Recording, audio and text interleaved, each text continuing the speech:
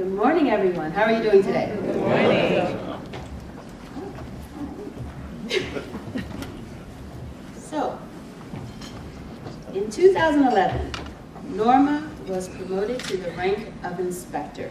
She was the first African-American woman in the history of the PAPD to obtain this rank. Norma was then named as the Northern Zone Commander. Under her command were the Lincoln Tunnel, George Washington Bridge, and Port Authority Bus Terminal. In 2013, she was assigned as the commanding officer of Port Newark and Staten Island bridges. During her time as zone commander, she was in command of over 200 sworn LE officers, including captains, lieutenants, and sergeants. On August 29, 2013, Norma was promoted to assistant chief, one of only 2 women to reach this landmark. She is currently assigned as assistant to the Chief of Department, Chief of Ground Transportation, once again commanding the New York and New Jersey bridges and tunnels, awesome group, as well as the PATH train system. They're cool too. TVNT, awesome group. Norma has taken classes in suicide bombing detection, post-traumatic stress survival, U.S. Pentagon Police Course, on police emergency response and response to multiple shooter scenario courses, as well as advanced ICS courses through her department in College Station, Texas.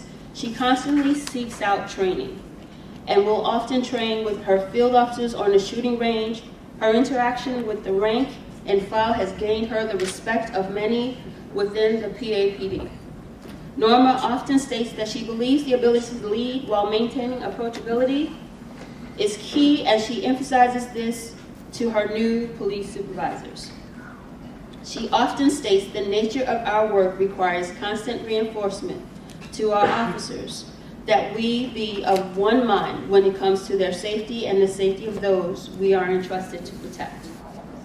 2014 has been an exciting year for Norma. She was awarded the Trailblazer Award by the National Organization of Black Women in Law Enforcement, the Breaking the Glass Ceiling Award by New York Women in Law Enforcement, the 2014 Leadership Award by the Mid-Atlantic Association of Women in Law Enforcement, and Officer of the Year in 2014 by the International Association of Women Police, as well as being recognized by the Port Authority Board Commission.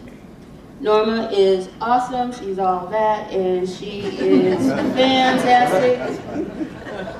And sister. Let's all give a roaring applause for Miss Norma Hardy.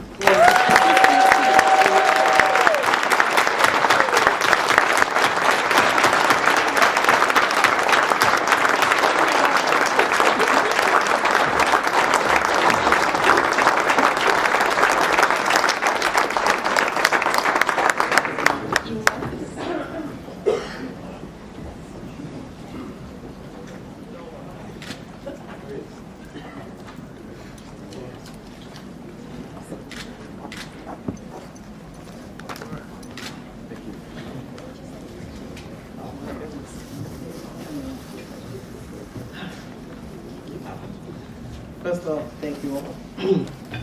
Of course, anyone who knows me knows I'm shy. So I don't like to speak public forums. But I would like to thank everyone. Very honored. When Arlene told me I was getting the award, I was like, what? So I thank you. I'm very honored for this. And I'd like to thank my crew for coming out, which are my associates and co-workers. And also Superintendent, of course, Chief Fury, Mr. Foy, and Deb, for all the support. The Board of Commissioners for all the support this year. I was very honored to be honored by them last year also. So I was looking at this, and it's saying commit to serve in the face of adversity.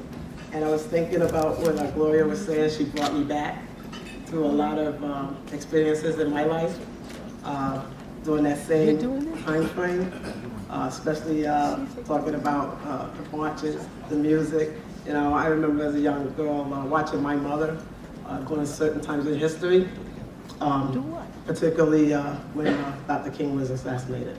And I remember what my household was like. So I like to thank my mom because my mom is my hero.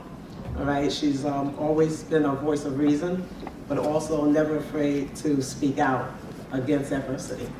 And you know, even throughout my law enforcement career, the reason I chose this career is because in my neighborhood growing up, I didn't see a lot of police officers that looked like me. You know, whenever anyone responded to anything in my neighborhood, you know, no one looked like me. And I used to say, wow, they don't have any women police officers? You know, and then as I got older, I was like, they don't have any black police officers? Because like, where do they work? You know, because I never saw them coming to my neighborhood. And some of my early experiences with the police were not pleasant ones. But I remember that I was outside as a kid one day and I did have one officer that spoke to me. And it was then that I had to make a decision about how I wanted to lead my life. And you know, he spoke to me, he was a young black officer, and it stayed in my head. And that's been over 30 years and it still stayed in my head that I had to make a decision of which direction I was willing to go. You know, I could go where my friends were going in my neighborhood, or I could take a different direction. So I decided that I wanted more police officers to look like me. And for me to be someone that children could walk up to, that they could feel happy to talk to me, and I could be a good leadership and mentor in my neighborhood and neighborhoods around the world. So thank you very much for this award.